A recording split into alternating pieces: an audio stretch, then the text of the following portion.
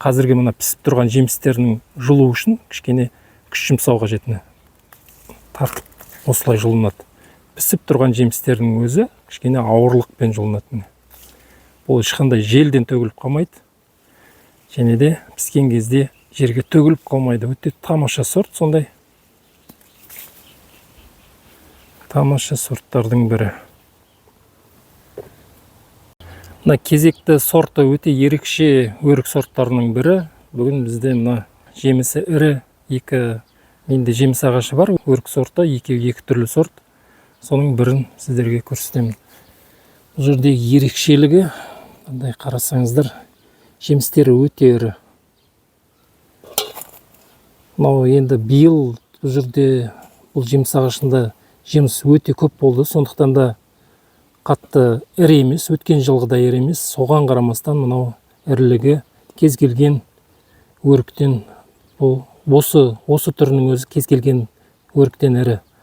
Ал енді мына жемістерін нормировка жасаған жылдары ол өте ірі болады, бұдан да ірі болады. Сондай ерекше сорт. Бұның тағы бір ерекшелігі, бұның дәмінде. Дәмі бір медовый дәм болады. Ішін ашқан кезде сары болып тұрады. Қазір ашып көрсетейін. Ішкі көрінісі мынандай, міне іш жағы бір керемет. Андай бал сияқты, сондай орыстар медовый деп атаса керек. Өте тамаша сорт. Дәмдік жағы ерекше, және де ірілігі. Одан кейін бұл сорттың тағы бір ерекшелігі төгілмейді. Қанша пісіп, мынау іруге дейін жақындаса да, ағашта ілініп тұра береді. Әдетте ана сары өріктер төгіліп қалады ғой. Әсіресе дәннен өсірілгендер. Бұл жерде енді жемісінің бәрі бітті. Бұл жерде 2 аптадан аса балалар жеп жатыр. Барлығы бітті. Бұл жерде бір 10%, 5-6%, 10% мүмкін жеміс қалған шығар. Сол қалғандарын қазір жинап алып жатырмыз мына ыдыстарға. Өйткені одан артыққа қоюға болмайды. Ал енді осы пісіп тұрған жемістердің өзін жұлуға тырыссақ, біз оны қиындықпен жұлынады. Кәдімгідей тартып жұлынады мынандай. Әйтпесе мынау піскен жеміс. Пісіп тұрған жемістер міне осындай түске ие болады. Күнге қараған жағы аздап қызарады. Бірақ та ол қатты қызыл емес. Мен тағы бір ірі сорт бар дедім ғой. Сол жерде өте қатты қызарады жемістер.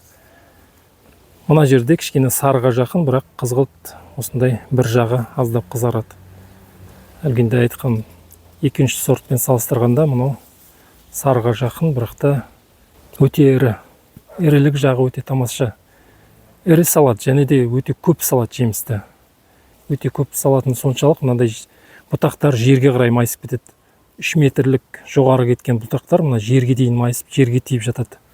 Сондықтан да мынандай жеміс іріленген кезде әрбір бұтақтарына тірек қойып қоямыз. Мынау тірек тұр, анау тірек қойылған әне жемістерін жаңа ғана жинап алдым, әйтпесе ана бұтақ жерге қарай майысып кетті. Осындай жеміс салмағынан, жеміс ірілігінен, және де жемістің көптігінен жерге дейін майысып, бұтақтардың ұштары жерге жетіп жатады. Сондай керемет сорт, бірақ сорттың атауын мен білмеймін. Мен бұны андай шыбық қаламша күйінде мен танысымнан алғамын. Танысым өзі білмейді, сондықтан да мен де оның дәл атауын айта алмаймын. Бірақ та өте керемет, сондай медовый дәмге ие, және де өте ірі сорт деп айтуға болады.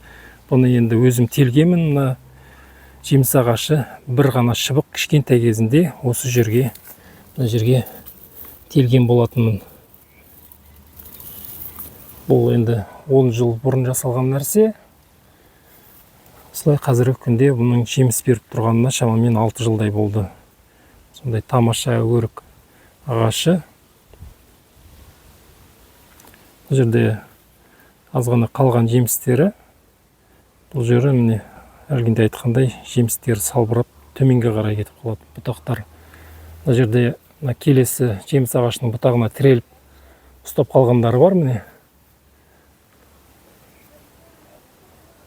Ірі және де өте көп салады. Сондықтан бұтақтары оны көтере алмай майысып кетеді. Тіпті сынып та кетуі мүмкін. Сондықтан тірек қою қажет бұған. тіректер қоямыз. Енді қазір бізде қалған жемістері.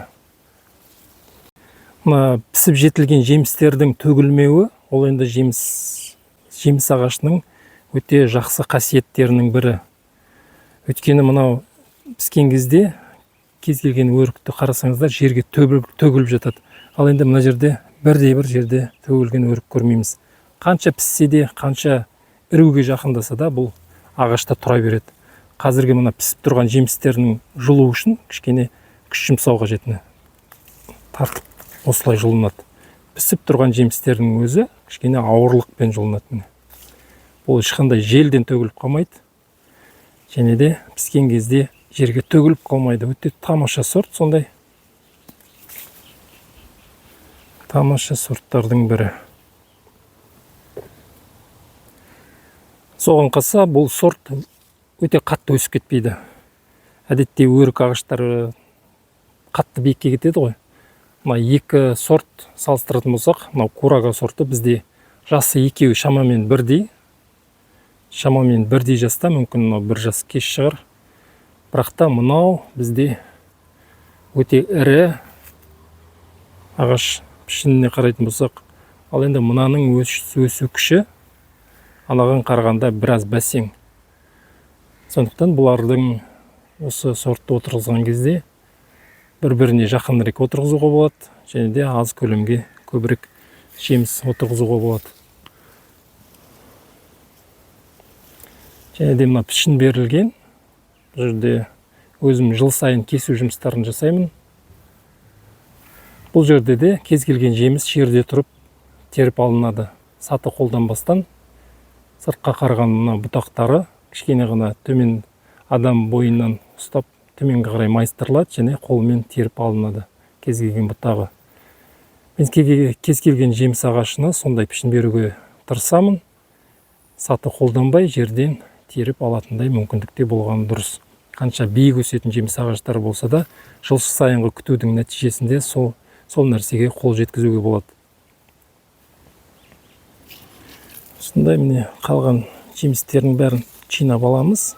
Бұның бәрі пісіп тұр. Бірақ та төгіліп қалмай тұра береді. Бұның пісіп бастағанына бізде 2 аптадан асты. Балдар жеп,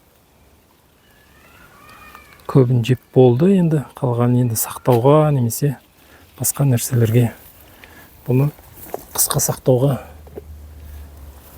әрі қарай жинасақ болады.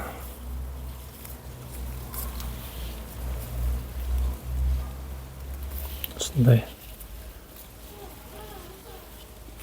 ерекше сортпен бүгінгі видеомда сіздерді таныстыруға осылай түсіріп жатырмын. Осындай өрік сорты.